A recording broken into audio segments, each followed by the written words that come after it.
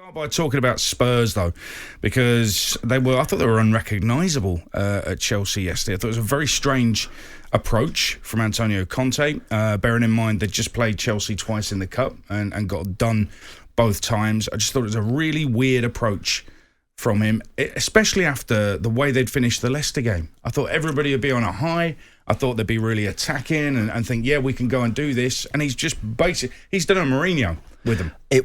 I thought it was a pathetic, insipid effort from Spurs yesterday. I really did. And I'm amazed Antonio Conte, because he's one of the few managers that is regarded to be so demanding of his players, that he decided, as you say, after those two semi-finals, which they were also awful in, Spurs. They approached two semi-finals against Chelsea, London derby, in such a tame, ordinary manner.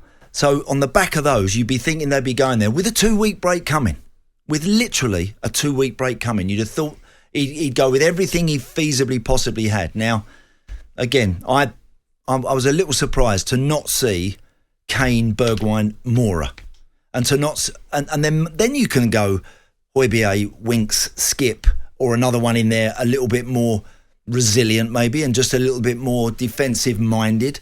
But to start with Matt Doherty as a right sider and Ryan Sessegnon as a left sider, and they hardly got over the halfway line when Sessegnon had that one half a chance first half when he broke clear. But in the main, I thought Spurs were absolutely pathetic. I really did. And I cannot understand for the life of me why this team continue against Chelsea to not turn up. Yeah, what's going on there? They just don't turn up against them. I wouldn't mind if they went out, Aid, and had a fly at them and got done with a bit of brilliance. And funny enough, one of the crew today said to me, and then it took a brilliant Ziyech goal to actually break the deadlock. And as bad as I'm saying what Spurs were, and that's true, but let's be perfectly honest. I mean, I'm just staggered the way that Spurs approach the game. And why is it now that we can't ask a player to go again? Lucas, I need you. Lucas Moura, I need you today, mate. I need you to give me everything you've got. If after an hour you're gone, put your hand up. We'll change it. We'll do something. But I need your pace, the threat of your pace, just the sheer insinuation by starting with Bergwijn, Moura and Kane suggests that we're going to have a bit of a go. Yeah. Starting with Sessegnon and Matt Doherty there with Kane and Bergwijn suggests, can we hang on with 5 minutes to go and then see if we can pinch one? That's the way they set about the game, and I'm just staggered they did. Yeah, and he'd had the perfect example of how to play Chelsea from Brighton last week. So I wondered if he'd actually looked at that and thought, okay, I see what Brighton are doing here, and Chelsea were poor. Brighton should have won the game, to be honest with you. And I just found it very, very odd, especially with Chelsea's back four. I mean, they've got full-back problems, Chelsea. Had Malang Sarr playing as a left side, and he never really crossed the halfway line. Chelsea's right side of Ziyech, Mount and Azpilicueta worked very well because they were able to give serious problems to Ben Davies and Ryan Sessegnon down that side. They always looked like they had the option of getting the extra man in and delivering something from that side. But oh wow!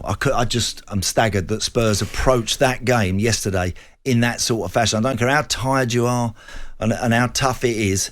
Ask your players to go again. Just put some demands on them, and that's what Conte has always been famous for. I was looking at talkSPORT Edge. You get it on Twitter at talkSPORT Edge, or download the talkSPORT Edge app. There's some amazing nuggets of information on there. Says Tottenham's away record against Chelsea. Spurs have won just one of the last 31 away league games against Chelsea. They've drawn 10, lost 20. And that was a 3-1 win in April 2018. Conte was the manager of Chelsea at the time. These are top sides. They're always top half of the Premier League. Yeah. There's good players in Tottenham's side regularly. And I know they don't win anything, but that record, one win in 31 away games, is pathetic. What is it? Is it a psychological thing? Listen, the Chelsea team I played in back in the 90s were decidedly ordinary. We were a genuine mid-table Premier League team. But we were guaranteed to win 2 games a season. They were the only only guaranteed games we would win. And Spurs home and away. And it's hardly changed since my day, and which is like a ridiculous amount of time. And I just don't understand. Now, I watched the 2 semis. I watched the one at the Bridge, And obviously I was there yesterday too, and I just don't understand the mindset. It's like they turn up and they're almost beaten before they start. Now the Harry Kane situation, and again I'm sure people want to have their opinions on that, on the goal that was disallowed, which I thought was a joke decision. I thought it should have been given. I mean, there's hardly any contact there. And I cannot believe it. I think Thiago Silva knows that he's gone to defend the gully. The ball's been cut back. He knows he's in a bit of trouble. And he's gone down, hit the floor. And even the way he hits the floor, he does it so well to convince referees to blow the whistle.